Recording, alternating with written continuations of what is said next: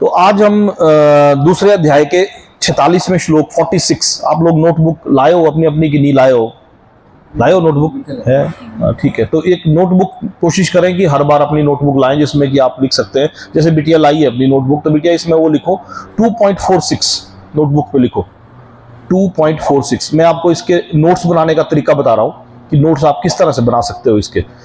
आप ऊपर सबसे ऊपर 2.46 लिख दो, मतलब किसी भी पेज पे, या जहां जहां तक आप पहुंचे उससे आगे लिखो 2.46। 2.46 का मतलब है दूसरे अध्याय का 46 श्लोक, दूसरे अध्याय का 46वां श्लोक। अब जब हम इस श्लोक की डिस्क्रिप्शन पे आएंगे, अगर आपको इसमें कुछ भी ऐसा लगा जो आपके काम का है, आपके मतलब का, उसके नोट्स बना लो, उसके नोट्स बना लो। दो तरीके हैं कि एक आप भगवद गीता के ऊपर डायरेक्ट लिख लो, एक अपने आप नोट्स बना लो। ये आपको जीवन भर काम आएंगे। दूसरे अध्याय का 46वां श्लोक है। संस्कृत में तो मुझे पढ़ना आता नहीं है ज्यादा, तो आप कोई पढ़ना चाहे तो, वैसे नहीं तो हम हिंदी में शुरू करेंगे। पढ़ सकते हो संस्कृत में? नहीं, हिंदी में। इसका मतलब है एक छोटे से कूप का सारा कार्य एक विशाल जलाशय से तुरंत पूरा हो जाता है। इसी प्रकार वेदों के आंतरिक तात्पर्य जानने वाले को उनके सारे प्रयोजन सिद्ध हो जाते हैं। इस श्लोक का अर्थ क्या है, इसको थोड़ा सा हम समझने की कोशिश करेंगे पिछले श्लोकों के साथ। इसी श्लोक के इंग्लिश में वर्जन यह है कि all purposes served by A small well. कूप मतलब होता है वेल, कुआं। All purposes served by A small well, एक छोटे से कूप का सारा कार्य एक विशाल जलाशय से तुरंत पूरा हो जाता है। Can at once be served by a great reservoir of water. इसका जब आप इसको यहां समझोगे, मुझे तो समझ नहीं आया था, शायद आपको आया हो तो मैं बोल नहीं सकता। एक छोटे से कूप का सारा कार्य एक विशाल जलाशय से तुरंत पूरा हो जाता है। इसी प्रकार वेदों के आंतरिक तात्पर्य को जानने वाले को उसके सारे प्रयोजन सिद्ध हो जाते हैं। Similarly all the purposes of the Vedas can be served at one who knows the purpose behind them. इसका मतलब यह है, यहां पर भगवान ने पिछले श्लोकों में बताया है कि अल्पज्ञानी में यानी कि कम बुद्धि वाले मनुष्य वेदों की उन अलंकारमयी भाषाओं के प्रति अत्यधिक आसक्त होते हैं।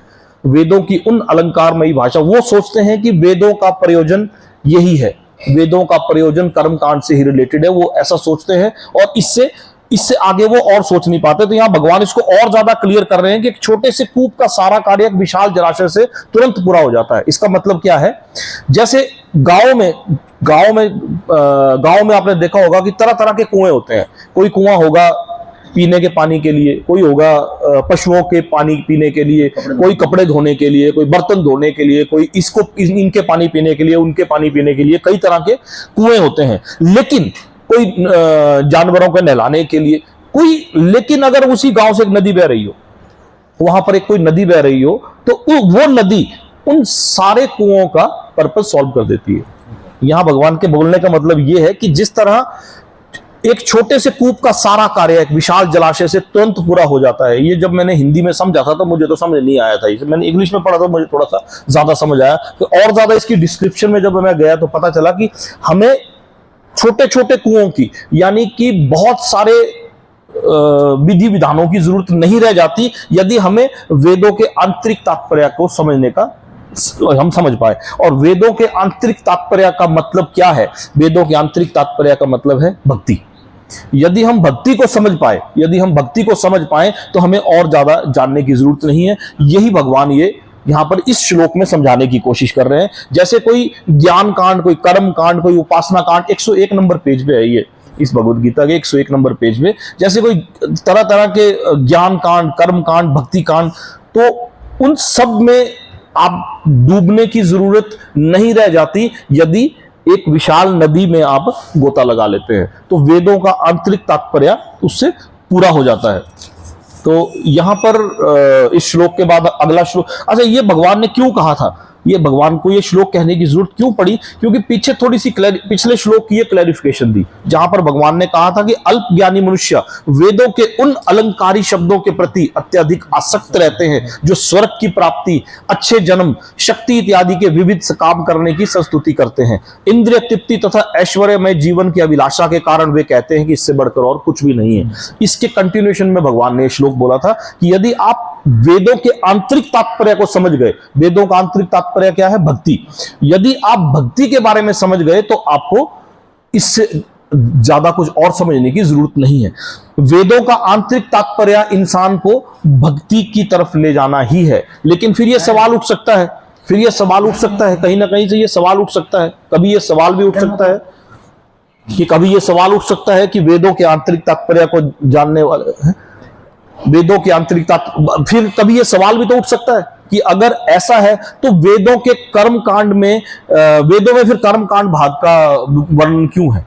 वेदों में फिर कर्म कांड भाग का वर्णन क्यों है? यदि ऐसा है कि भक्ति के बारे में समझना है तो वेदों में कर्म कांड भाग का वर्णन क्यों है? इसलिए ताकि लोगों को इस चीज की तरफ अट्रैक्ट किया जाए। लेकिन वेदों के कर्म कांड भाग ही सार नहीं है, यहां भगवान ने यह कहा है। वेदों के कर्म कांड भाग से हम अटैच होंगे और धीरे धीरे हम अगले स्टेज पे जाएंगे, और उसके बाद अगली स्टेज पे जाएंगे भक्ति, और उसके बाद डिटैचमेंट की स्टेज। ये सारी स्टेजेस आगे एक्सप्लेन की हुई भगवान ने। पहले भक्ति और भक्ति के बाद सब कर्म कांड, ये कांड नहीं। पहले भक्ति नहीं है, एक्चुअल में पहले भक्ति इंसान कर नहीं सकता। तो भक्ति के लिए अगर इंसान को एंटर करना हो, इंसान को अगर भक्ति के मार्ग पर एंटर करना हो, तो वेदों में कर्म कांड विभाग का वर्णन है।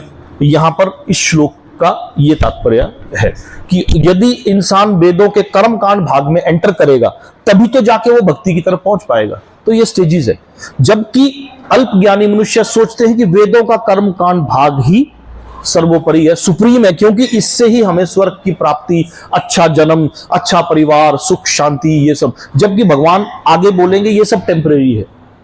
आगे आने वाले श्लोकों में ये बताएंगे ये सब टेम्परेरी है, आप टेम्परेरी के लिए कोशिश कर रहे हो। जबकि वेदों में कर्मकांड भाग का मतलब है कि आपको इस चीज की तरफ अट्रैक्ट करना, क्योंकि लोग हैं, अल्पज्ञानी मनुष्य हैं, वो स्वर्ग की प्राप्ति, अच्छा जन्म, अच्छा लाइफ पार्टनर, अच्छा धन दौलत शौहरत, उस चीज के पीछे पड़ते हैं। तो वेदों के जबकि अल्पज्ञानी मनुष्य वहीं तक सीमित रह जाते हैं, उससे आगे नहीं निकल पाते। यहां भगवान बोल रहे हैं कि हमें आपको भक्ति की तरफ को जाना है, और भक्ति क्या करनी है वो यहां बताएंगे। भगवान अपने मुंह से बताते हैं कि भक्ति कैसी है, और भक्ति कैसे करनी है, वो भगवान अपने मुंह से बताएंगे यहाँ पर। तो इसके बाद हमारा जो 47 दूसरे अध्याय का 47 श्लोक है, जिसमें कि 2.47, अगर आप लोग अपनी नोटबुक लाए हो तो अच्छा है, तो उसमें आप 2.47 लिख सकते हो। 2.47 का मतलब है दूसरे अध्याय का 47वां श्लोक। कर्मण्येवाधिकारस्ते मा फलेषु कदाचन मा कर्म फल हेतुर्भो ते संगोस्ति कर्मणि। ये भगवत गीता का वो श्लोक है, जिसमें कि जिसे हम ये कह सकते हैं कि ये सबसे ज्यादा पॉपुलर श्लोक है। सबने जीवन में कभी ना कभी ये श्लोक जरूर सुना होगा। सुना है ना? ये श्लोक सबने जीवन में, भगवत गीता का कौन सा श्लोक? कर्म करो और फल की चिंता मत करो, कर्मण्येवाधिकारस्ते मा फलेषु कदाचन। सबने श्लोक के बारे में कभी ना कभी जीवन में जरूर सुना है ना श्लोक के बारे में। भगवत गीता का जब भी चर्चा आती है तो इस श्लोक का वर्णन जरूर आता है।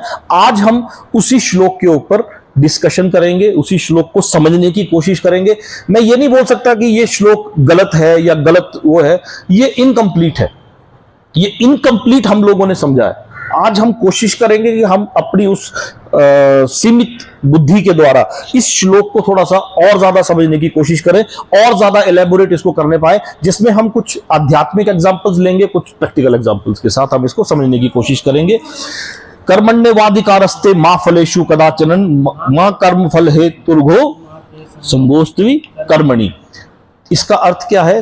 तुम्हें अपना कर्म यानी कि कर्तव्य करने का अधिकार है।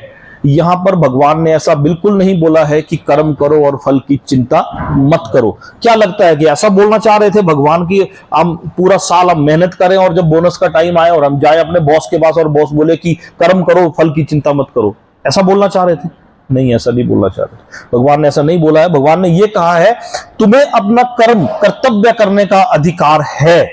You have the rights to perform your prescribed duty.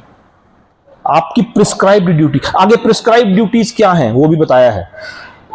तुम्हें अपना कर्म या कर्तव्य करने का अधिकार है, किंतु कर्म के फलों के तुम अधिकारी नहीं हो। But you are not entitled to the fruits of the action. जो आपने कर्म किया उसके फल के तुम अधिकारी नहीं हो, यानी कि तुम्हें उस फल के बारे में सोचने का अधिकार नहीं है। वो अधिकार किसको है? भगवान ने वो अधिकार खुद के पास रखा है कि आपको उस कर्म का फल देना है या नहीं देना है। वो अधिकार भगवान बोलते हैं वो मेरे पास है, तुम्हें उस फल का अधिकारी, तुम उस फल के अधिकारी ना हो, नहीं है।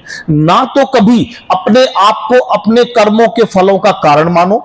Never consider yourself the cause of the result of your activities. Never consider yourself, ना तो तुम कभी अपने आप को अपने कर्मों के फलों का कारण मानो। Never consider yourself, never consider yourself, कभी अपने आप को, never consider yourself the cause of result of your activities. जो आपने कर्म किया उसका जो रिजल्ट आया उसके बारे में अपने आप को कभी भी दोषी या अपने आप को उसका कारण ना मानो। ना तो अपने आप को उसका दोषी मानो, ना अपने आप को उसका कारण मानो। क्यों? क्योंकि भगवान कह रहे हैं कि इसका अधिकार सिर्फ और सिर्फ भगवान बोल रहे हैं कि मेरे पास है। ना ही कर्म ना करने में कभी आसक्त हो, and never be attached to not doing your duty. यहां ऐसा भी तो बोल सकते हैं, अगर कर्म करने का हमारे को फल का हमारे पास अधिकार ही नहीं तो हम कर्म ही क्यों करें। तो यहां भगवान ने आखिरी लाइन में वो भी क्लियर कर दिया कि ना ही कर्म ना करने में कभी आसक्त हो। कभी ऐसा भी मत करो कि मैं फिर तब मुझे कर्म ही क्यों करना, जब मुझे फल की मिलना ही नहीं है, मेरे हाथ में ही नहीं है, तो फिर मैं कर्म ही क्यों करूं। जो होगा ऊपर वाला देख लेगा, जो मेरे लिए श्रेष्ठकर होगा ऊपर वाला दे देगा, तो मुझे कर्म करने की क्या जरूरत। यहां भगवान ने ये सारी चीजें एक ही श्लोक में क्लियर कर दी। अब हम इसको समझेंगे कैसे, इसको समझेंगे कैसे, इसके तात्पर्य में हम जाएंगे। इसका तात्पर्य थोड़ा सा लंबा चलेगा, तो हम बिल्कुल ठीक 10 बजे या 10:15 सवा दस बजे हम बिल्कुल एग्जैक्ट इसको बंद कर देंगे। ठीक है, आज हम टाइम ना वेस्ट करके, यहां पर 3 विचारणीय बातें हैं। इसकी डिस्क्रिप्शन ही पढ़ के सुना रहा हूं मैं आपको। यहां पर 3 विचारणीय बातें हैं। Here there are 3 considerations here. यहां पर 3 विचारणीय बातें हैं, कर्म, विकर्म तथा अकर्म। यहां पर कर्म को 3 डिविजन्स में बांटा गया है। कर्म को 3 डिविजन्स में बांटा गया है। 1 इज प्रिस्क्राइब्ड ड्यूटी, जो कि हमारा कर्म है, prescribed duty. Another is capricious work, इसका मतलब होता है मनमौजी तरीके से काम करना, सनक के हिसाब से, मनमौजी तरीके से कर्म है, वो भी कर्म है। एक है कर्म जो हमारी प्रिस्क्राइब्ड ड्यूटीज हैं, जो हम अपना कर्म कर रहे हैं, जो हम अपना कर्म कर रहे हैं अपनी ड्यूटीज के आधार पर, जो हमें ड्यूटीज दी गई है। कहां से दी गई है? चाहे वो भगवान के द्वारा दी गई है, चाहे हमारे व्यापार के द्वारा दी गई है, चाहे हमारा स्टूडेंट वर्क, हमारे वर्क के आधार पर, वर्ण के आधार पर जो ड्यूटीज हमें दी गई है, एक वो ड्यूटीज है। दूसरी है कैप्रिशियस वर्क। कैप्रिशियस वर्क का मतलब होता है कि ऐसा कर्म हम कर रहे हैं जो हमारी सनक के आधार पर है, मेरा ऐसा करने का मन कर रहा है, मैं ऐसा करूंगा। और तीसरा है अकर्म, जिसे बोला गया है इनएक्शन, जिसमें कि पड़े हैं, कुछ नहीं कर रहे हैं।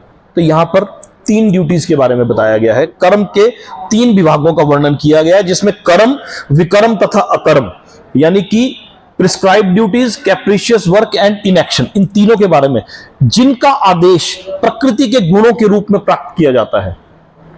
इन कर्म के 3 विभाग, इनके 3, ये मुश्किल श्लोक है, देखना बड़ी आसानी से समझ नहीं आएगा। पूरी कोशिश करेंगे हम इसको, मैं पूरी कोशिश करूंगा। अगर ये एक सेशन में नहीं हो पाया, हम इसको 2 सेशन में भी लेंगे, लेकिन ये श्लोक समझ आना बहुत ज्यादा जरूरी है। ये आप अपने माइंड में मान लो, क्योंकि अधूरा ज्ञान कम ज्ञान से ज्यादा खतरनाक होता है। बोलते हैं ना कि अधूरा ज्ञान, वो हमको पता है भगवत गीता में क्या लिखा है, कर्मण्येवाधिकारस्ते, कर्म करो फल की इच्छा मत करो, फल की चिंता मत। ये श्लोक समझना बहुत ज्यादा जरूरी है। ये आप ये मान के चलो कि ये श्लोक आपको समझना बहुत ज्यादा जरूरी है, इसलिए इस श्लोक को समझने की हम पूरी कोशिश करेंगे। नहीं, एक सत्र में नहीं होगा तो हम अगले सत्र में भी ले जाएंगे उसको। कर्म, विकर्म तथा अकर्म, यानी कि prescribed duties, capricious work and inaction, जिनका आदेश प्रकृति के गुणों के रूप में प्राप्त किया जाता है। अधिकारी की सम्मति के बिना किए गए कर्म विकर्म कहलाते हैं। एक कर्म है, एक विकर्म है और एक अकर्म है। अधिकारी means the action without the sanction of the authority, जो हमें अधिकारी, किसी भी अथॉरिटी के द्वारा, हमें भगवान के द्वारा हमें कोई कर्म दिया गया है, या हमें प्रकृति के गुणों के द्वारा, सतोगुण, रजोगुण और तमोगुण के द्वारा जो हमें कर्म दिया गया है, उसकी without the sanction of the authority is called inaction. इसे अकर्म कहा गया है। और अकर्म का अर्थ है अपने कर्मों को ना करना। सॉरी, पहले वाले को विकर्म कहा गया है और अकर्म क्या है? अकर्म का अर्थ है अपने कर्मों को ना करना। कोई भी ऐसा कर्म जो हमें दिया गया है, एक बिजनेसमैन को बिजनेस करने का कर्म दिया गया है, शास्त्रियों को, पंडितों को पंडिताई करने का कर्म दिया गया है, स्टूडेंट्स को एज ए स्टूडेंट पढ़ाई करने का कर्म दिया गया है। हम अगर अपने उस कर्म से पीछे हट जाते हैं, हमें अपने उस कर्म से पीछे हट जाते हैं तो उसे विकर्म की संज्ञा में लाया गया है। भगवान ने अर्जुन को उपदेश दिया कि वे निष्क्रिय ना हो, अपितु फल के प्रति आसक्त हुए बिना अपना कर्म करे। कर्म फल के प्रति आसक्त रहने वाला भी कर्म का कारण है, इस तरह वे ऐसे कर्म फलों का भोगता है। यहां भगवान क्या बोलना चाह रहे हैं कि वो कर्म के फलों की अटैचमेंट की तरफ पहले सोच रहा था। मैं लड़ूंगा तो मुझे जीत मिलेगी, जब मैं जीतूंगा तो मुझे स्वर्ग मिलेगा, जब मुझे स्वर्ग मिलेगा तो क्या होगा, तो फिर मैं स्वर्ग का राजा। वो एक तरफ से उसके कर्मों के फलों के बारे में सोच रहा था। तो यहां भगवान ने कहा कि कर्म फल के प्रति आसक्त रहने वाला भी कर्म का कारण है, कर्म फलों के प्रति आसक्त रहने वाला भी कर्म का कारण है। इस तरह वह ऐसे कर्म फलों का भोक्ता हो जाता है। जहां तक निर्धारित कर्म का संबंध है, as far as prescribed duties are concern, सबसे पहले बोला था ना प्रिस्क्राइब्ड ड्यूटी, जो प्रिस्क्राइब्ड ड्यूटीज क्या है, अब बात आती है कि प्रिस्क्राइब्ड ड्यूटीज क्या है। जहां तक प्रिस्क्राइब्ड निर्धारित कर्मों का संबंध है, वे भी 3 उपश्रेणियों में हो सकती हैं। प्रिस्क्राइब्ड ड्यूटीज की भी 3 श्रेणियां हैं, तो उसकी भी 3 कैटेगरियां हैं। उसकी कौन कौन सी 3 कैटेगरियां हैं? एक है यथा नित्य कर्म, जिसे हम इंग्लिश में बोलते हैं रूटीन वर्क। प्रिस्क्राइब्ड ड्यूटीज में एक रूटीन वर्क है, एक नित्य कर्म है, और दूसरा है आपातकालीन कर्म। आपातकालीन कर्म जिसे हम कहते हैं इमरजेंसी वर्क, एक रूटीन वर्क, एक इमरजेंसी वर्क, और तीसरा है इच्छित कर्म, जिसे कहते हैं डिजायर्ड एक्टिविटीज। ये इच्छित कर्म जो होते हैं इंसान की सनक के हिसाब से होते हैं, मुझे आज ये करना है, मुझे आज वो करना है। जहां तक निर्धारित कर्मों का संबंध है, वे भी 3 उपश्रेणियों में हो सकते हैं, नित्य कर्म, आपातकालीन कर्म तथा इच्छित कर्म। यानी कि नित्य कर्म हुए रूटीन वर्क, इमरजेंसी वर्क, और तीसरा हो गया डिजायर्ड एक्टिविटीज। नित्य कर्म फल की इच्छा बिना शास्त्रों के निर्देश अनुसार सतोगुण में रहकर किए जाते हैं। नित्य कर्म प्रिस्क्राइब्ड ड्यूटीज कौन सी हैं? जो कि फल की इच्छा के बिना सतोगुण में रहकर, सतो तमो और रजो, सतोगुण में रहकर शास्त्रों के निर्देश अनुसार, शास्त्रों के निर्देश अनुसार सतोगुण में रहकर किए जाते हैं। फल युक्त कर्म बंधन के कारण बनते हैं, अतः ऐसे कर्म अशुभ हैं। जिन कर्म के फलों के प्रति हम अटैच्ड होते हैं, यहां पर ऐसे कर्मों को अशुभ कर्म कहा गया है। हर व्यक्ति को अपने कर्म पर अधिकार है, किंतु उसे फल से अनासक्त होकर कर्म करना चाहिए। कर्म करने का हर व्यक्ति को अधिकार है। Every person has the duty to perform his karma, but उसे उसके फल के प्रति आसक्त होकर कर्म नहीं करना चाहिए कि मैं ये कर्म करूंगा तो मुझे ये वाला फल चाहिए था, इसलिए मैं ये कर्म कर रहा हूं। यहां भगवान ये समझाने की कोशिश कर रहे हैं। एक परिषद है नहीं मंत्र में ये भगवान कि वहां बोला गया महावेद, एक छोटा सा शब्द ये महावेद, ठीक है जी। तो भगवान बोलते इस संसार में जो चल अचल जो ठीक है, इस संसार में जो चल अचल चीज है, इच्छा वासना उसका त्याग के अनुसार हो की महावेद लालच मत रखा, उसमें मत फंसो, ऐसा बता रहे। उन कर्मों के बंधन में मत फंसो। कस्य सिर्फ इदम धनम, कोई तो सिर्फ धन कोई वो कर ले कि ये शारीरिक धन किसका है या कर्म रूपी बंधन किसका है, इसके विषय में बोला है। और 3 कर्मों के बारे में बोल रहे हैं, नित्य, आपातकालीन और उसको नैमित्तिक, रूटीन वर्क, इमरजेंसी वर्क और प्रायश्चित। हाँ, हमारे पास 3 आते हैं, नित्य, नैमित्तिक और प्रायश्चित। नित्य कर्म हम जो क्रिया करते हैं भगवान के लिए, अपने लिए, अपने कर्म सतोगुण में रहकर। नैमित्तिक किसी के निमित्त, आपने आपातकालीन कर दिया, कोई किसी को कुछ हो गया तो हम उसके इमरजेंसी के लिए कुछ कर सकते हैं। और नैमित्तिक क्या आ गया, और प्रायश्चित आ गया है कि भाई इन दोनों से नित्य चाहे नैमित्तिक हो, इन दोनों को छोड़ करके एक अवस्था ऐसी आती है कि हम कहीं ना कहीं नित्यता में भी और नैमित्तिकता में भी कुछ सोचते जाते हैं। इसके लिए हम प्रायश्चित करते हैं। ये तीन गुणों का बहुत अच्छे ढंग से बोलते हैं। इसकी वही कर्म क्या, सबसे पहले तो ये कि कर्म क्या है, ये नाम कर्म कैसा होना चाहिए, तीन, ठीक है जी। कर्म क्या है, कर्म कैसा होना चाहिए और कर्म का फल क्यों नहीं लेना चाहिए। वास्तव में हमसे सीधे तीसरे पर चल जाते कर्म का फल लेना, जैसे आप मुझे ये करो ये इंसान वैसे ही बात है। लेकिन हमारा सबसे प्रथम कर्म ईमान करने कर्म क्या है, जो भी इंसान के द्वारा पुरुषार्थ उसको दिए जाने वाला कार्य हो सकता है, कर्म कहलाता है। दूसरों के हित के लिए किया जाने वाला कार्य, बिल्कुल अनासक्त होगा। हाँ ठीक है, जिसमें कोई आसक्ति न हो, जिसमें कोई लालच न हो, जिसमें कोई किसी चीज को पाने की अपेक्षा। नित्य कर्म फल की इच्छा बिना शास्त्रों के निर्देश अनुसार सत्वगुण में रहकर किए जाते हैं। कोई दूसरे के लिए आप ये देखो ना कि कितना डिस्क्राइब कराया है कि सत्वगुण में रह के तीन वैरायटी, तीनों में भी एक को बताया है, सत्वगुण में रहकर जो किए जाते हैं सत्वगुण की एक परिपाटी सबसे अलग और सबसे ऊपर। लेकिन यहाँ पर भगवत गीता में भगवान सत्वगुण से भी ऊपर के गुण के बारे में बताएंगे। वो बोलते हैं कि तुम पहले तमोगुण से उठो रजोगुण पे, रजोगुण से उठते हो सतोगुण पे। तो इंसान बोलता है कि सतोगुण सबसे ऊंचा गुण है, लेकिन भगवत गीता में भगवान बोलते हैं कि इन तीनों गुणों से भी ऊपर उठो, तब जाके तुम मेरे पास आ सकते हो, नहीं तो नहीं आ सकते। सत्वगुण में रहने वाला है, ये न माने कोई वही मुझे, ये गुण तो मैंने बनाए हुए हैं, लेकिन मैं खुद इन गुणों में अटैच नहीं। एक श्लोक भी आता है ऐसा कि ये तीनों गुण मैंने बनाए हैं, लेकिन मैं फिर भी इन तीनों गुणों में आसक्त नहीं हूं। तो भगवान बोलते हैं भगवत गीता में, आप सतोगुण से भी ऊपर उठोगे, तब जाके आप कहीं मेरे भगवत धाम आने का रास्ता क्लियर होगा। तो भक्ति योग, उसके लिए भक्ति योग, उसके लिए भक्ति योग। इसीलिए भक्ति योग के बाद ही तो अर्जुन अटैच होता है। अभी इसके बाद जो श्लोक आएंगे वो भक्ति योग के बारे में, यहां से भगवान ने धीरे धीरे भक्ति योग की तरफ को ले जाना स्टार्ट कर दिया। हाँ, यहां से डाइवर्ट करना शुरू कर दिया, और जैसे ही यहां से डाइवर्ट करना शुरू किया तो अर्जुन उसमें अटैच होना शुरू हो जाता है। तो करें फल की इच्छा अगर आ गई तो कर्मों का फिर कोई उसका औचित्य नहीं रहा, उसका औचित्य नहीं रहा। कम हो जाएगा। यहाँ भगवान ने यही तो बोला है कि आप फल के इच्छा में, हम कर्म कर रहे, फल अपने आप उठा हुआ है, वो मिलेगा ही। वो तो एक दूसरे के पूरक हैं।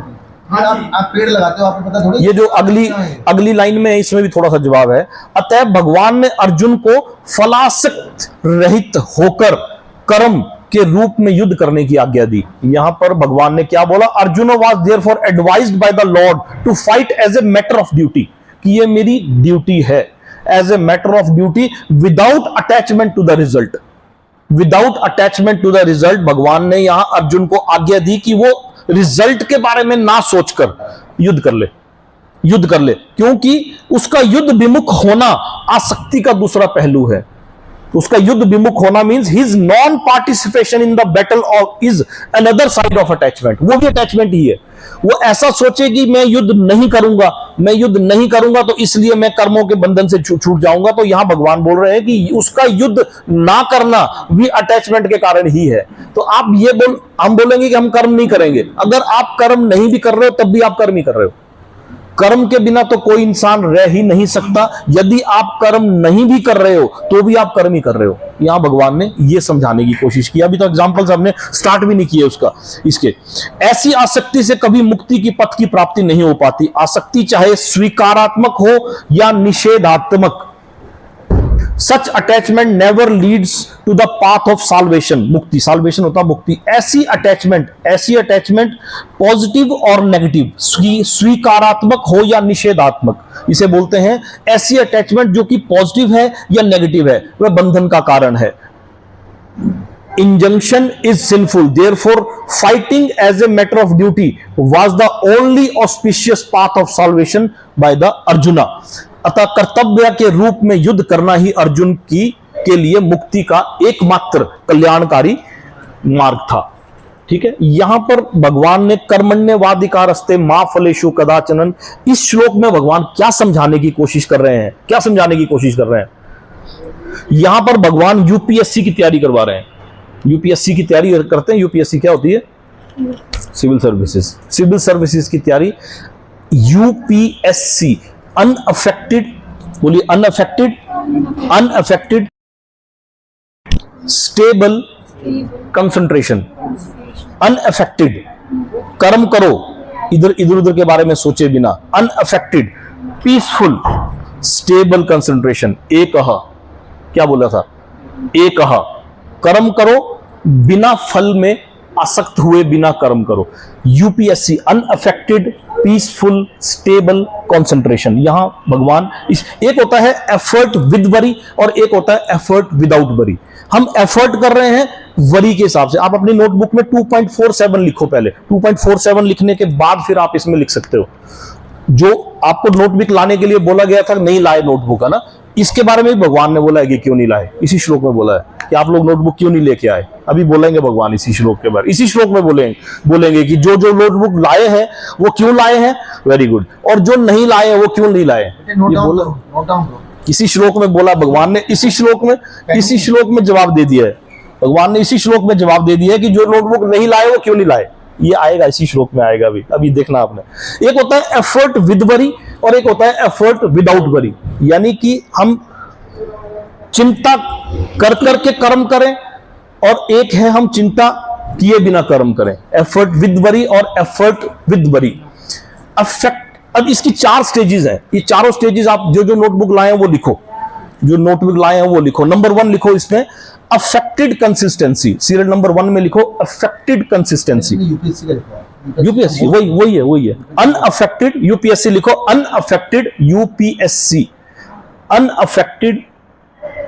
Unaffected peaceful stable concentration. जो कॉपी नहीं लाए हैं वो ऐसे याद रखें, अनअफेक्टेड। कॉपी नहीं है तो मैं कॉपी दे दूं क्या? अनअफेक्टेड, पेन दे दें। अनअफेक्टेड। आप ऐसा ध्यान रखो कि अनअफेक्टेड, मेरे आसपास कोई भी परिस्थिति हो, मुझे उसमें अटैच नहीं होना है। यहां पर इंसान क्या करता है कि अपना कंडीशन, आप लिखो unaffected peaceful consistent action. UPSC unaffected peaceful stable concentration, UPSC. यहां भगवान इसी चीज की तैयारी करवा रहे हैं, unaffected peaceful stable concentration, UPSC. मेरे आसपास कोई भी सिचुएशन हो जाए, इंसान क्या करता है कि अपना 70%, अपने दिनचर्या का 70% अपने आसपास की परिस्थितियों पे लगा देता है। यहां लिखिए आप अनअफेक्टेड पीसफुल कंसिस्टेंट एक्शन के बाद लिखिए कंडीशन, लिखो condition plus action is equal to new reaction. Condition plus action is equal to new reaction. Condition plus action is equal to new reaction. मेरे आसपास जो भी कंडीशन है वो मेरे हाथ में है या नहीं, यस और नो। मेरे आसपास जो कंडीशन है वो मेरे हाथ में है या नहीं, यस और नो। नो, मेरे आसपास जो कंडीशन चल रही है वो मेरे हाथ में नहीं है। मेरे हाथ में क्या है? एक्शन। यदि मैंने अपनी कंडीशन पे 70% एफर्ट लगा दिया, अपने आसपास हाय गर्मी, हाय सर्दी, हाय मौसम खराब, आज ये आज वो हो गया, आज ऐसा है, आज वैसा हो गया, आज सुबह लेट उठे, आज रात को लेट से सोए, ये अगर मैंने अपने आसपास की कंडीशन, आज बारिश है, आज बहुत गर्मी है, यदि मैंने अपने आसपास की कंडीशन के ऊपर, आज मेरे घर में फंक्शन है, मैं कैसे पढ़ूंगा, मैं कैसे पढ़ूंगी, आज ये हो गया, आज वो हो गया, अगर मैंने कंडीशन पे 70% एफर्ट लगा दिया, और मेरा क्या रिजल्ट आएगा? कंडीशन के बाद आ गया रिजल्ट। अब मेरा कल एग्जाम है, कल क्या होगा, मेरा कल इंटरव्यू है, मेरा कल क्या करूंगा, मेरा कल शास्त्रार्थ है, मेरा क्या करूंगा, मैंने कल इस चीज, यदि मैंने 70% एनर्जी अपनी कंडीशन पे लगा दी और 10-20% एनर्जी मैंने उस चीज पे लगा दी, नहीं एक्शन पे तो लगाई नहीं, अभी उस चीज पे लगा दी कि क्या होगा, हाय क्या होगा, हाय क्या होगा, कल मेरा क्या होगा, कल मेरा क्या होगा। 70% मैंने उस पे लगा दी, 10-20% मैंने कंडीशन उस पे लगा दी, रिजल्ट पे लगा दी, तो एक्शन के लिए क्या बची? 5-7-10% एनर्जी ही हम एक्शन में लगा रहे हैं, तो रिजल्ट कहां से आएगा? यहां भगवान यही समझाने की कोशिश कर रहे हैं कि आप कर्मों पे अपनी 100% एफर्ट लगा दो। एक एफर्ट स्कोर है, एक रिजल्ट स्कोर है। जितना हम एफर्ट स्कोर को बढ़ाएंगे, अपने एफर्ट स्कोर को बढ़ाएंगे, उतना रिजल्ट स्कोर अपने आप बढ़ेगा। जितना हम एफर्ट स्कोर में एफर्ट कम करते रहेंगे, यानी कि कर्मों में, एक्शन में हम कम रिजल्ट लगाएंगे। क्यों? क्योंकि कंडीशंस। मान लो किसी को वेट कम करना है, किसी को कोई किसी योगा में आगे बढ़ना है, वेट में, स्टडी में आगे बढ़ना है, तो हमें अपने एफर्ट स्कोर को बढ़ाना पड़ेगा। हमें यह देखना पड़ेगा कि ऐसा हम क्या करें, what is that one thing. वो भी समझाया भगवान ने वन थिंग के बारे में भी, what is that one thing जिसको करने से मेरी बाकी की सारी चीजें अनइम्पॉर्टेंट और अनावश्यक हो जाए। ऐसी क्या वो एक चीज है? तो यहां भगवान उसको और ज्यादा एक्सप्लेन कर रहे हैं। मान लो कोई दो लड़के हैं ए बी, कोई दो फ्रेंड्स हैं ए और बी, ऊपर लिखो ए और बी। ए और बी में से ए ने अपनी पूरी एनर्जी लगा दी अपने कर्म करने के ऊपर, और बी ने अपनी एनर्जी 50% लगाई कर्म करने में, और 50% लगाई ये सोचने में कि क्या होगा मेरे साथ, क्या होगा, मेरा रिजल्ट क्या होगा। मैं पढ़ तो रहा हूं, मैं पढ़ तो रही हूं, पर मेरा रिजल्ट क्या आएगा, मेरा रिजल्ट क्या आएगा। मैं ये कर्म तो कर रहा हूं या कर्म तो कर रही हूं, रिजल्ट क्या आएगा। तो जिसने अपनी एनर्जी 50% दोनों जगह बांट दी, 50% कर्म में लगा दी और 50% रिजल्ट पे लगा दी, उसका रिजल्ट ज्यादा अच्छा आएगा या एक ऐसे का जिसका एक कहा क्लियर है और जिसने 100% एनर्जी अपनी एक ही जगह पे लगा दी, उसका रिजल्ट ज्यादा अच्छा आएगा। किसका आएगा? जिसका एक जगह फोकस है, जिसने अपनी 100% एनर्जी, रिजल्ट को आना ही पड़ेगा। आप लोग कभी जंगल में फंस गए, एक जंगल में फंस गए, आपके पास आधे घंटे का टाइम है उस जंगल से निकलने का, हाफ एन आवर, 30 मिनट है आपके पास उस जंगल से बाहर निकलने का। आपके पास दो ऑप्शंस हैं, एक आपके पास घड़ी है और एक आपके पास कंपास है। आप क्या चूज करोगे? कंपास। जिसने घड़ी चूज कर ली वो गया, वो तो घड़ी देखता रहेगा, कोई 10 मिनट हो गए, 5 मिनट हो गए। और जिसने कंपास चूज करके डायरेक्शन देख के निकलना शुरू कर दिया, वो निकल गया। यही भगवान यहां समझाने की कोशिश कर रहे हैं, यही भगवान यहां समझाने की कोशिश कर रहे हैं। रिजल्ट ओरिएंटेड ना करें कोई भी काम। यदि हम रिजल्ट ओरिएंटेड करेंगे तो उसमें आपकी हानि और आपका नुकसान होगा। 4 कॉलम्स बनाए आप ऐसे करके, कर रहे रिजल्ट के लिए। हर एक इंसान रिजल्ट के लिए कर रहा है, हर एक इंसान रिजल्ट के लिए कर रहा है। भगवान क्या बोल रहे हैं? भगवान उससे बिल्कुल उल्टा बोल रहे हो। यदि आप रिजल्ट के लिए कोई भी कर्म करोगे तो आप 4 लाइनें ऐसे बनाओ, 4 बड़े बड़े खाने बनाओ एक बड़े कागज पे, नए कागज पे। जो लोग नोटबुक लाए हैं, जो नहीं लाए हैं वो क्यों नहीं लाए हैं, वो इसका जवाब अब इसी कॉलम में आएगा।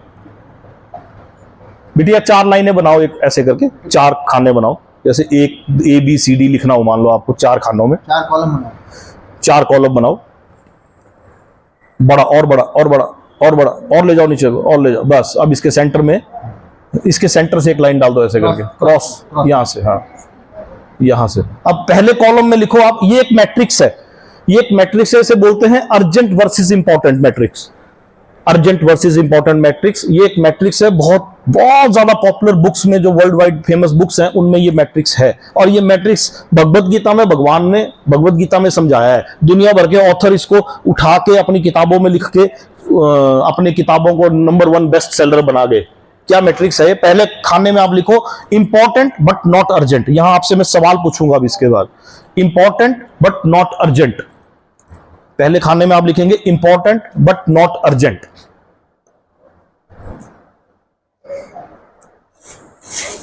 जो नहीं लिख पा रहे हैं वो बाद में YouTube की वीडियो देख के भी लिख सकते हैं, ऐसी कोई वो नहीं है।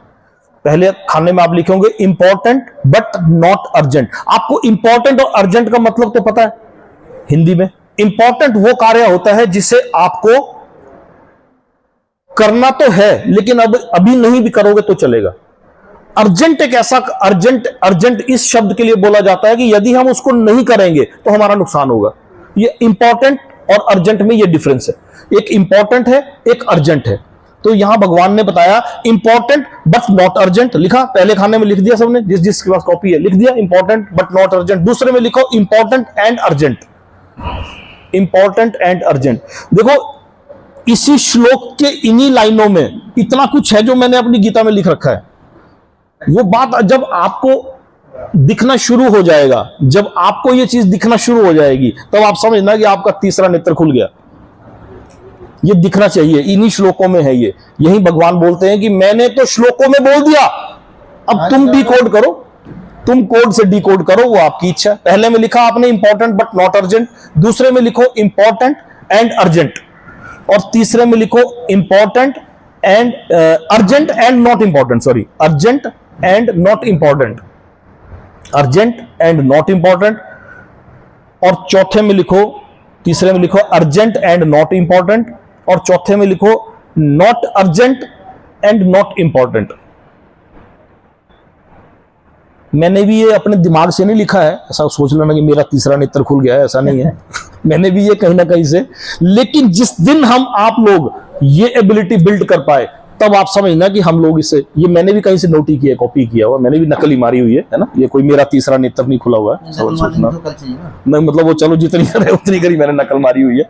तो चौथे खाने में आप लिखेंगे not urgent and not important, लिख दिया, not urgent and not important. यदि अर्जेंट का मतलब होता है तुरंत ऐसा कार्य जिसे हमें तुरंत करना है, और इंपॉर्टेंट का मतलब है ऐसा कार्य जिसे हमें करना तो है, हाँ महत्वपूर्ण है, हाँ इंपॉर्टेंट महत्वपूर्ण है। देखो यहां पर क्या लिखा था, जहां तक निर्धारित कर्मों का संबंध है, ये 3 उपश्रेणियां हो सकती है। क्या थी?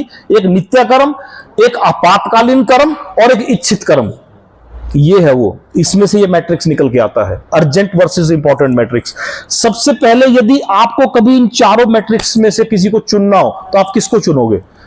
आपके सामने एक चारों मैट्रिक्स रखे, आपको ऑप्शन दी जाती है कि आपको इन चारों मैट्रिक्स में से किसी एक मैट्रिक्स को चुनना है, चारों में से किसी एक खाने को चुनना है, तो आप किसको चुनोगे बताओ? यस, वेरी गुड, इंपॉर्टेंट, जो इंपॉर्टेंट है और जो अर्जेंट है। बिल्कुल गलत जवाब। 90%, 99%, 100% लोग इसी को चुनते हैं, तो इंपॉर्टेंट है जो अर्जेंट है। जबकि यहां कॉपी लाना इंपॉर्टेंट था, अर्जेंट नहीं था। आपको क्या चाहिए था कि आप अपनी नोटबुक को, क्योंकि इंपॉर्टेंट था, मैंने 2-3 बार बोला, आपको भी पता कोई ऐसी चीज निकल जाएगी शायद यहां से जो मिस हो जाए, तो इंपॉर्टेंट स्टेज पे जब आप किसी काम को टैकल नहीं करते हो, वो अर्जेंसी बन जाती है। जब आपने इंपॉर्टेंट स्टेज पे किसी काम को टैकल नहीं किया, जहां शाम को आपको अपनी भगवत गीता के साथ, हमारे जैसे 4 आंखों वालों को 4 आंखें भी रख देनी चाहिए थी, नोटबुक भी रख देनी चाहिए थी, और साथ में पेन भी रख देना चाहिए था। एक ऐसे झोले में डाल के रख देते तो वो इंपॉर्टेंट स्टेज होती, अर्जेंट नहीं होती। अर्जेंसी कब बनी? जब यहां गेट के अंदर एंटर किए, तो 3-4 लोगों को तो याद आया, ओहो कॉपी तो लाई नहीं, ये भूल गए। आया याद? 3-4 को तो जरूर आया, हो सकता है 8-9-10 को भी याद आया हो, ओहो कॉपी तो लाई नहीं। क्यों? क्योंकि वो स्टेज आपने इंपॉर्टेंट स्टेज पे टैकल नहीं किया, वो अर्जेंसी बन गई। ये जो अर्जेंट है और इंपॉर्टेंट है, अर्जेंट एंड इंपॉर्टेंट में, यही वो मैट्रिक्स है जिसको 100% लोग चुनते हैं। और ऐसे मैट्रिक्स को चुनने वालों को के साथ क्या करते हैं वो लोग? फायर फाइटिंग मोड में उनको जाना पड़ता है। फायर फाइटिंग मोड क्या होता है? आग लग गई, आग बुझाओ, आग लग गई, आग बुझाओ। यहां एक फायर फाइटिंग मोड का भी एक एग्जांपल आएगा, आने वाले श्लोकों में हम उसको भी देंगे। अमेरिकन एक फायर फाइटिंग कंपनी है जो आग बुझाने में व्यस्त रहती थी, तो उसके बारे में भी एक एग्जांपल आएगा, हम उसको भी समझेंगे।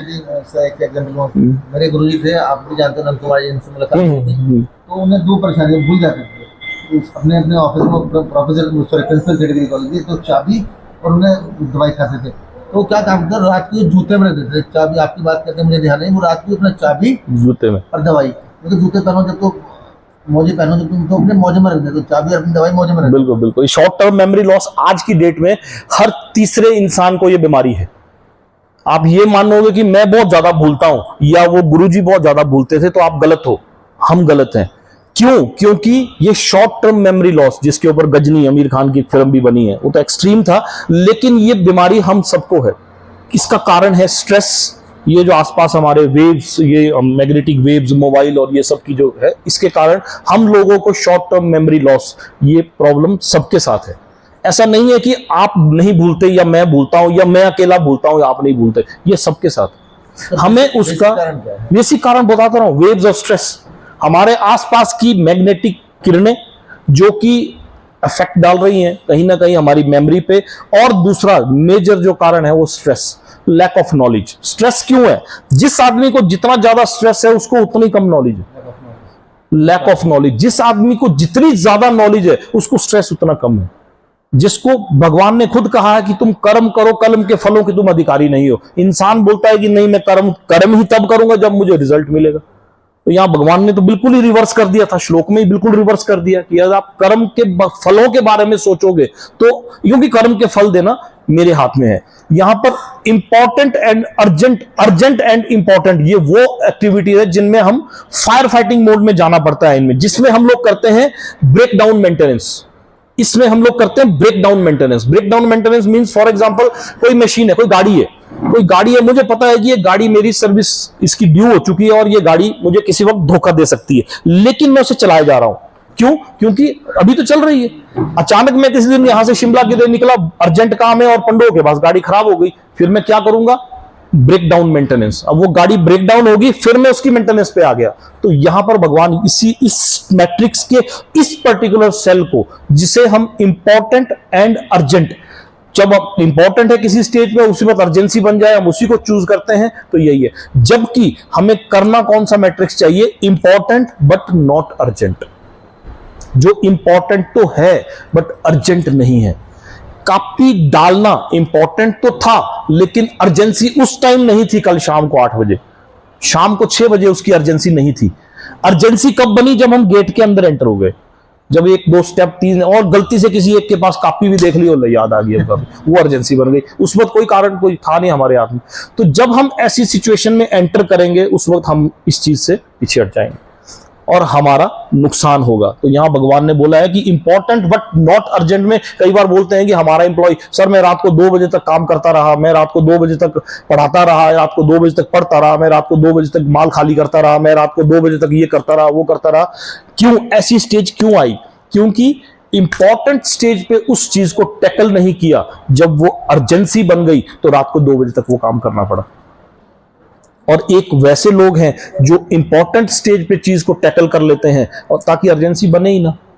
तो हमें यहां ये समझने की कोशिश है कि हम वो काम करें जो हम इंपॉर्टेंट स्टेज पे, कोई भी चीज अर्जेंसी बनने से, कभी अचानक कोई चीज अर्जेंट नहीं बनती, अर्जेंट नहीं बनती कभी भी अचानक कोई चीज। अर्जेंसी बनने से पहले वो बहुत देर तक इंपॉर्टेंट स्टेज पे रहती है।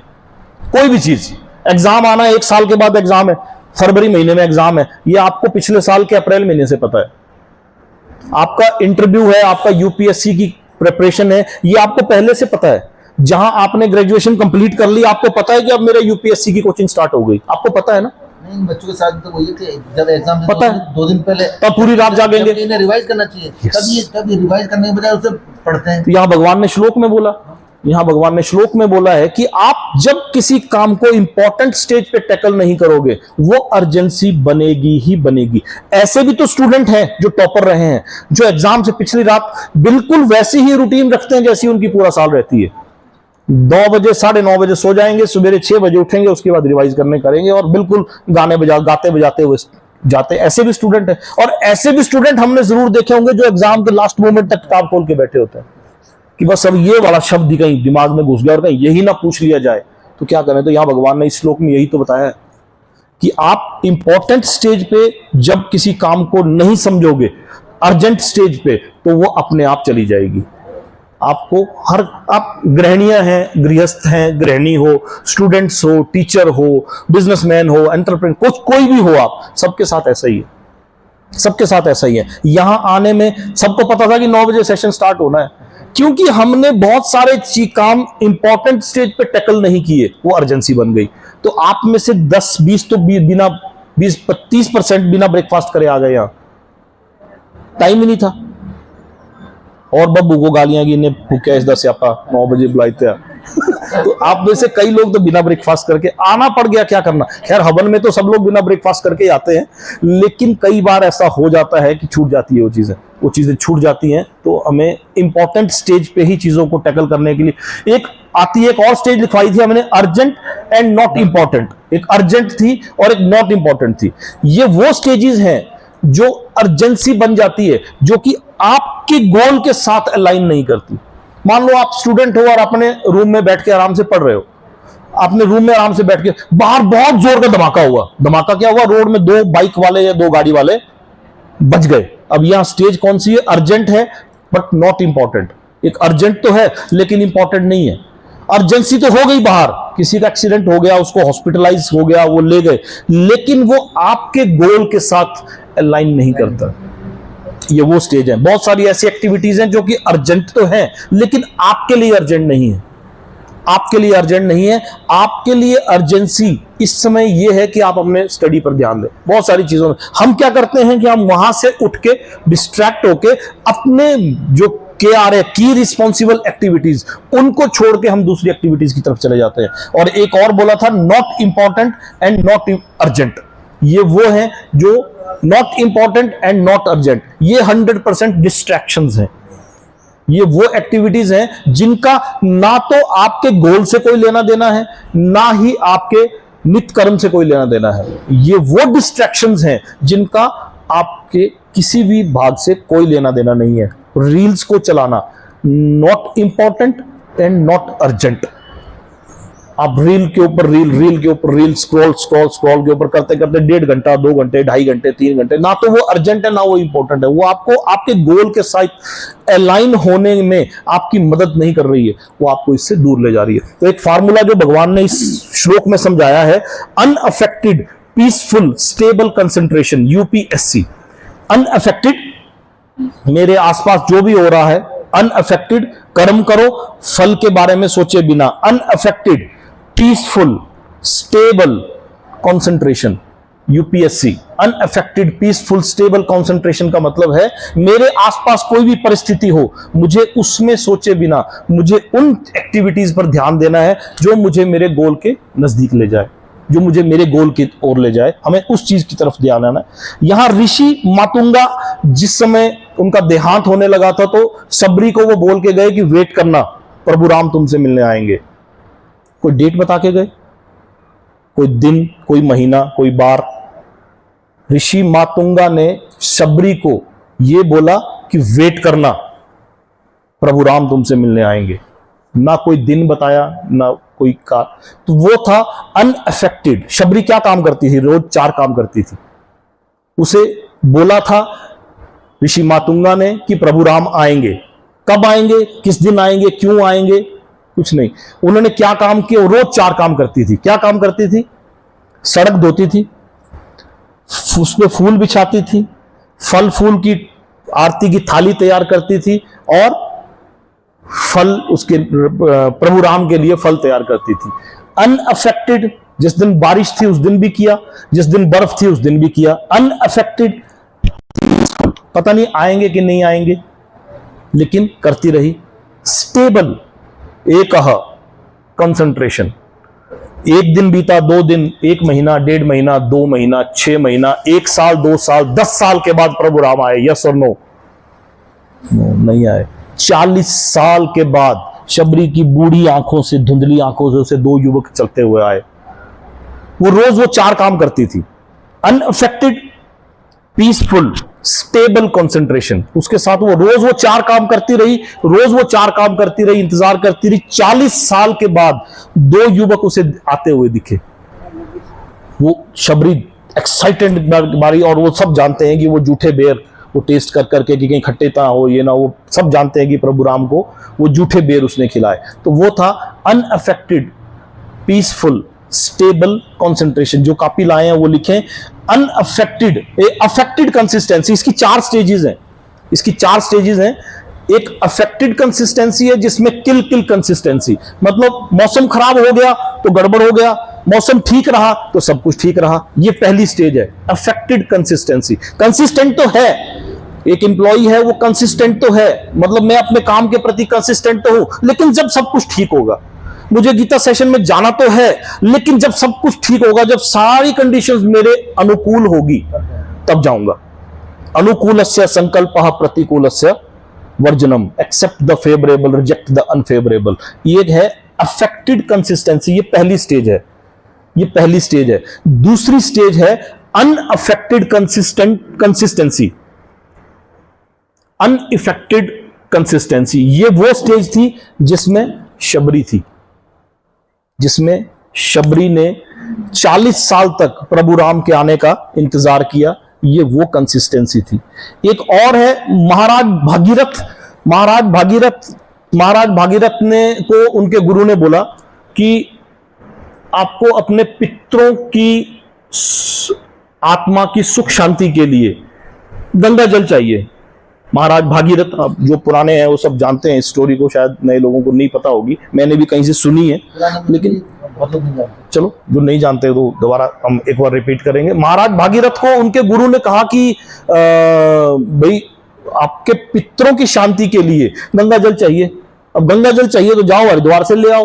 कहां से लाना, उस समय तो गंगा थी नहीं, गंगा उस समय धरती पे थी नहीं, गंगा थी ब्रह्मा जी के कमंडल में।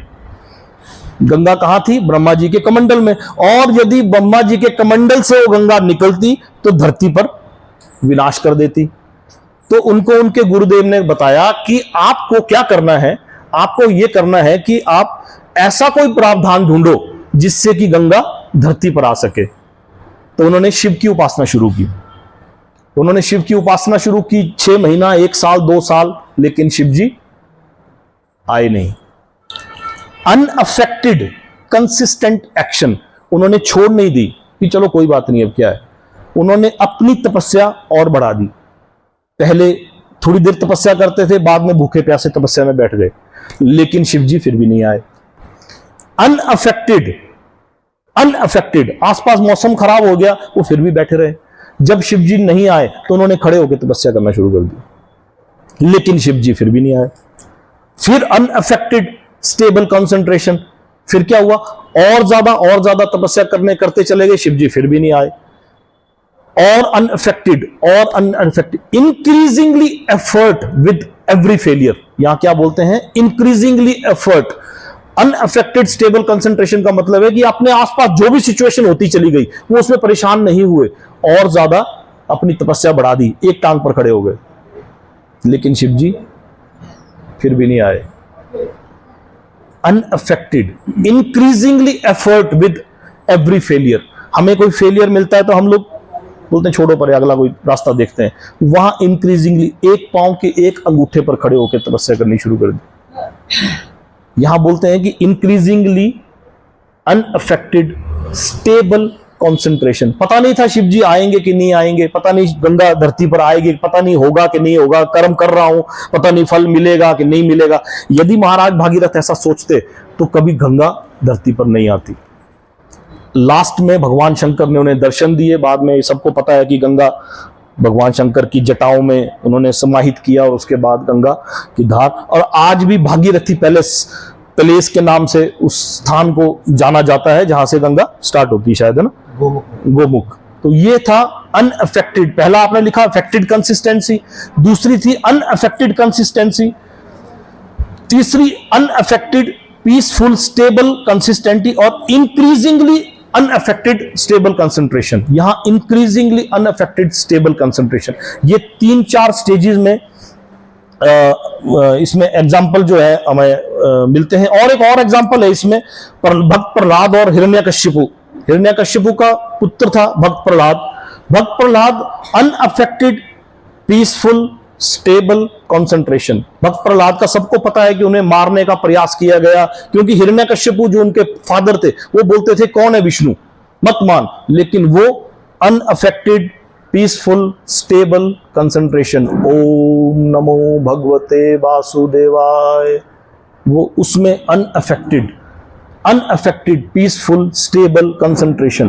हिरण्यकश्यपु ने कहा मुझे मानो, वो बोले नहीं मैं तो विष्णु को मानूंगा। बोले कहां है विष्णु? बोले यत्र तत्र सर्वत्र। बोले कहां है? इस खंबे में है। बोले हाँ खंबे में। खंबा तोड़ा तो खंबे से नरसिंह अवतार बाहर आए और बाद में हिरण्यकश्यपु को मारा। हिरण्यकश्यपु को भगवान का वरदान था, भगवान ब्रह्मा का वरदान था कि उसे ना तो दिन में मारा जा सकता था, ना रात को मारा जा सकता था, ना सुबह मारा जा सकता था, ना शाम को मारा जा सकता था, ना जमीन पे, ना, क्योंकि हिरण्यकश्यपु ने जब तपस्या की तो बोला कि मुझे अमर बना दो, तो ब्रह्मा जी ने बोला अमर तो मैं खुद नहीं हूं, मैं तुम्हें कहां से बनाऊंगा? तो बोले मुझे ऐसा वरदान दो, मुझे ना दिन में कोई मारे, ना जानवर मारे, ना इंसान मारे। तो भगवान ने नरसिंह अवतार में, ये स्टोरीज हैं ये बीच में, आप लोगों को पता है, इसमें हम ज्यादा समय किस लिए लगाएंगे।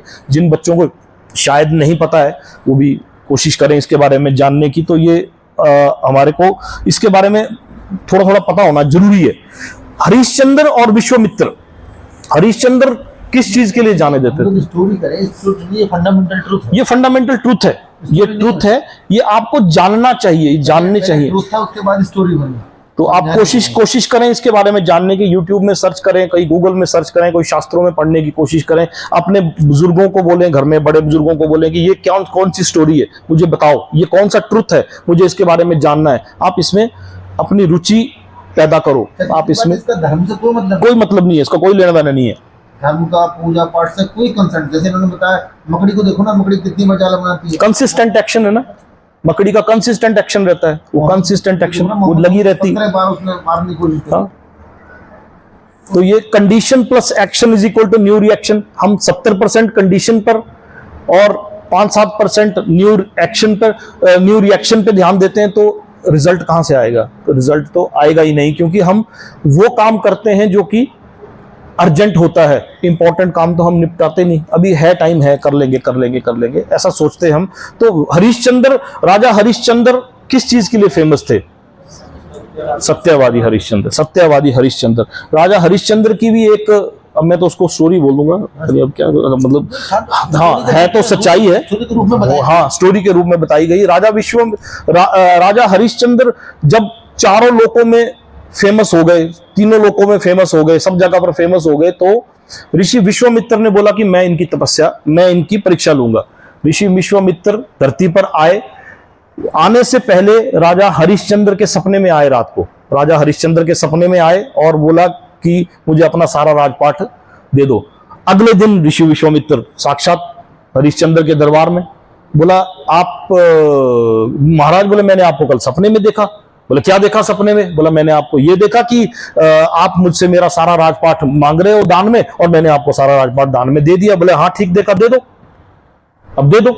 और राजा हरिश्चंद्र ने अपना सारा राजपाट विश्वामित्र को दान में दे दिया। Unaffected, peaceful, stable concentration. ऐसा सोचा कि दान दे दूंगा तो मैं क्या करूंगा, कुछ नहीं सोचा।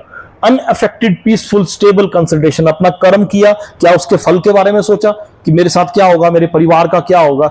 ऋषि विश्वामित्र इतने में नहीं रुके। ऋषि विश्वामित्र ने बोला आप वो तो राजपाट तो दे दिया, लेकिन मैं तो ऋषि हूं, भिक्षा भी लूंगा, मुझे भिक्षा भी दो, मुझे भिक्षा भी चाहिए। बोले महाराज बिल्कुल। उन्होंने अपने जेब, बोले नहीं, ये जेबर जुबर तो सब दे रहे हैं, तुम तो अपना ट्रेजरी, अपना धन दौलत, जमीन जायदाद सब मुझे दे चुके हो, अब मुझे भिक्षा चाहिए, भिक्षा दो।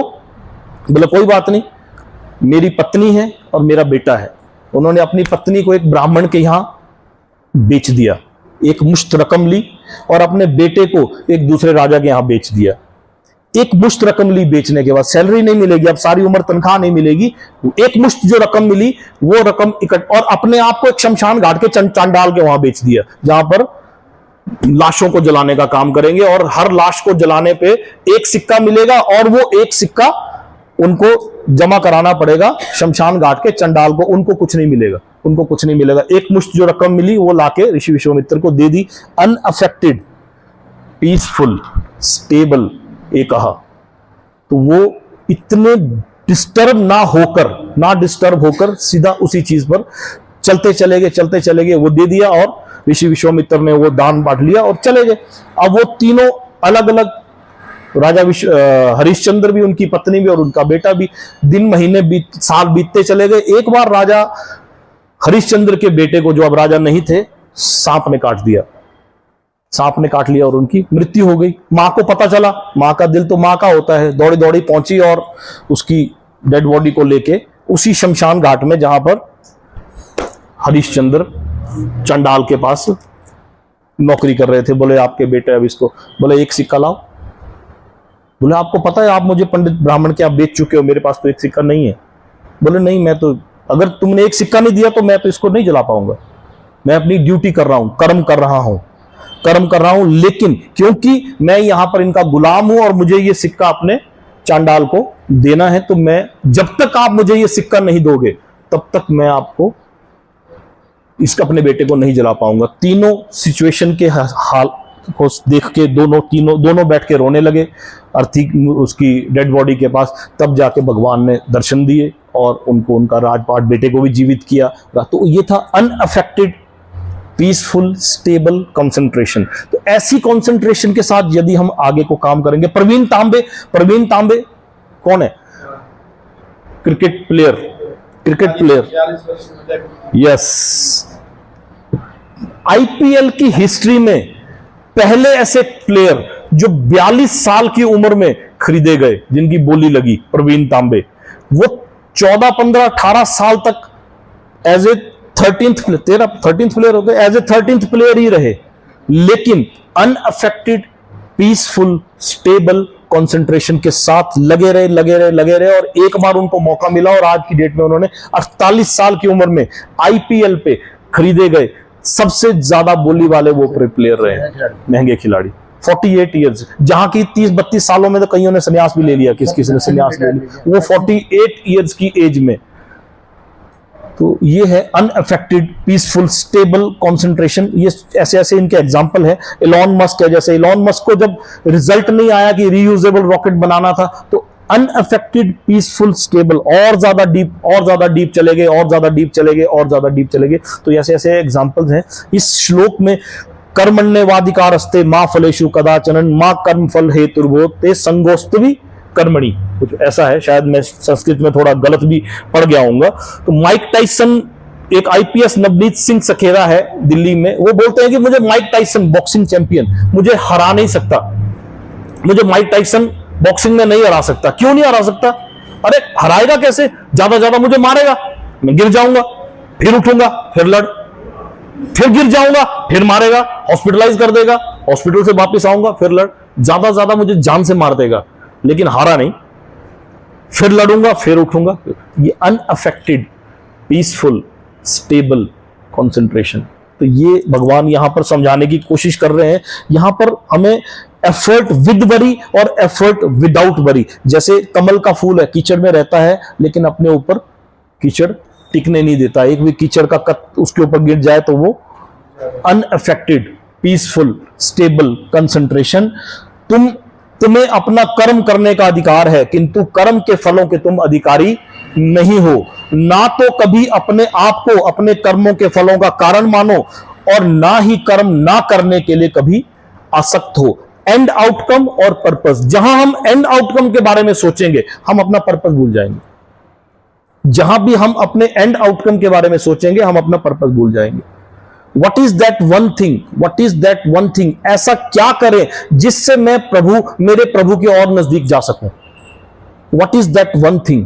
जब तक आपको वो वन थिंग नहीं मिलेगी, what is that one thing? मैं क्या करूं जिससे मेरे प्रभु के साथ और ज्यादा प्रेम स्थापित हो सके।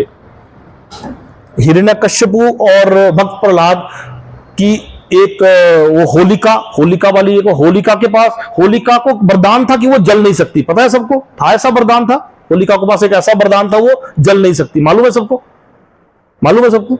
उसके पास ऐसा कोई वरदान नहीं था। उसके पास एक ऐसी चादर थी जिसको ओढ़ के वो जल नहीं सकती थी।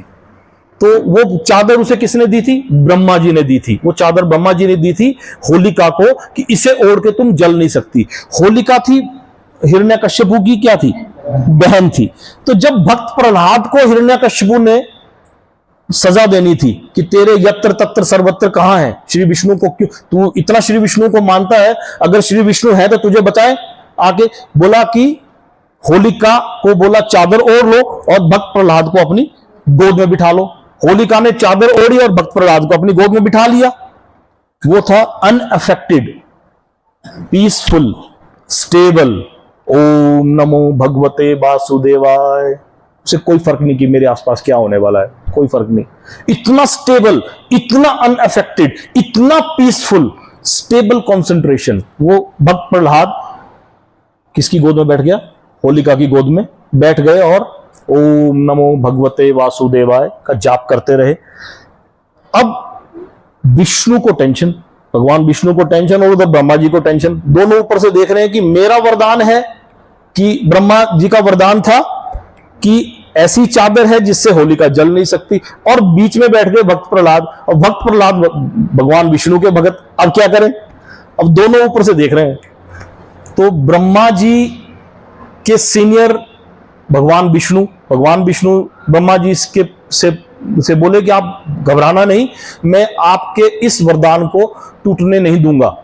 तो नहीं टूटने दोगे इसका मतलब आप अपने भक्त को जलने दोगे?